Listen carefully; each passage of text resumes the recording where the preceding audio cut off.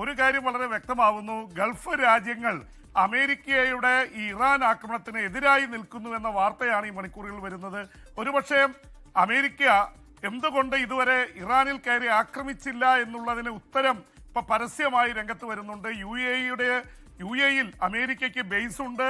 ആ ബേസിൽ നിന്ന് വളരെ എളുപ്പമാണ് ഇറാനിൽ കയറി ആക്രമണം നടത്താൻ. പക്ഷേ UAE അതിശക്തമായ നിലപാടുമായി രംഗത്ത് വന്നിരിക്കുന്നു. ഞങ്ങളുടെ വ്യോമാതിർത്തിയിൽ നിന്നോ ഞങ്ങളുടെ ജലാതിർത്തിയിൽ നിന്നോ അല്ലെങ്കിൽ UAEയുടെ ഉള്ളിൽ നിന്നോ ഇറാനിലേക്ക് ആക്രമണം നടത്താൻ അനുവദിക്കില്ല എന്ന് മാത്രമല്ല, ഇറാനെ ആക്രമിക്കുന്നതിനെ UAE എതിർക്കുന്നു എന്ന അതിശക്തമായ നിലപാടുമായി UAE രംഗത്ത് വന്നിരിക്കുന്നു. സൗദി ഒളിഞ്ഞും തെളിഞ്ഞത് പറഞ്ഞു കഴിഞ്ഞു. സൗദി അറേബ്യയിൽ നിന്ന് ഇറാനിലേക്ക് ആക്രമണം നടത്താൻ പറ്റില്ല.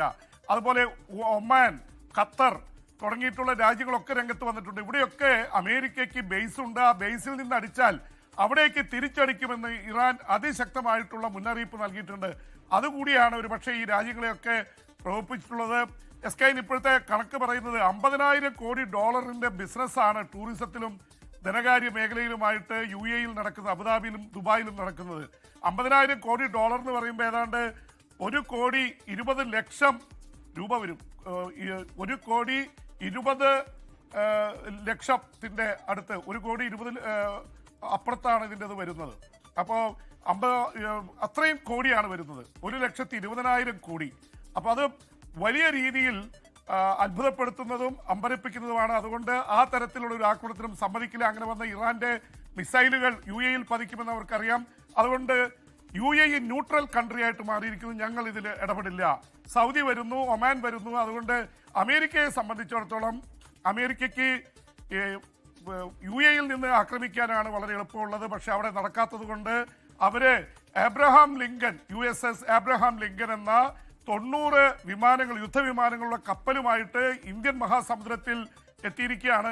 കുറച്ചുകൂടി എളുപ്പമുണ്ട് ഈ UAEയുടെ വാട്ടേഴ്സിൽ നിന്ന് കടൽ ഭാഗത്ത് നിന്ന് ആക്രമിക്കാനായിട്ട്. പക്ഷേ ഇന്ത്യൻ മഹാസമുദ്രത്തിൽ കിടക്കേണ്ടി വരുന്നു. അപ്പോൾ ദൂരെ നിന്ന് വളഞ്ഞു വന്ന് ആക്രമിക്കേണ്ടി വരും. UAE അത് തടഞ്ഞിരിക്കുകയാണ്. ഒപ്പം തന്നെ SKN ഇറാൻ ഒരു ആക്രമണം പ്രതീക്ഷിക്കുന്നുണ്ട്. അതുകൊണ്ട് തന്നെ പരമോന്നത നേതാവ് ആയത്തുള്ള ഖമനായി അദ്ദേഹം ടെഹ്റാനിലെ വളരെ കോട്ടകളുള്ള ടണലുകളുള്ള ഒരു ഒളിസങ്കേതത്തിലേക്ക് മാറിയെന്ന് വാർത്തകൾ വന്നിരിക്കുന്നു. അദ്ദേഹത്തിന്റെ 3ാമത്തെ മകൻ മസൂദാണ് ചാർജ് ഏറ്റെടുത്തിരിക്കുന്നത്. എന്ന് മാത്രമല്ല, ഹെസ്ബുള്ളയും ഹൂതികളും ഇറാനോടൊപ്പം അമേരിക്കയുടെ ഏറ്റുമുട്ടാൻ തയ്യാറായി നിൽക്കുന്നു എന്ന വാർത്ത വരുന്നു. പക്ഷേ ട്രംപ് ഇതൊന്നും വകവയ്ക്കില്ല. ട്രംപ് ഏത് നിമിഷവും അറ്റാക്ക് ചെയ്യുമെന്നുള്ള വാർത്തകളാണ് പറയുന്നത്.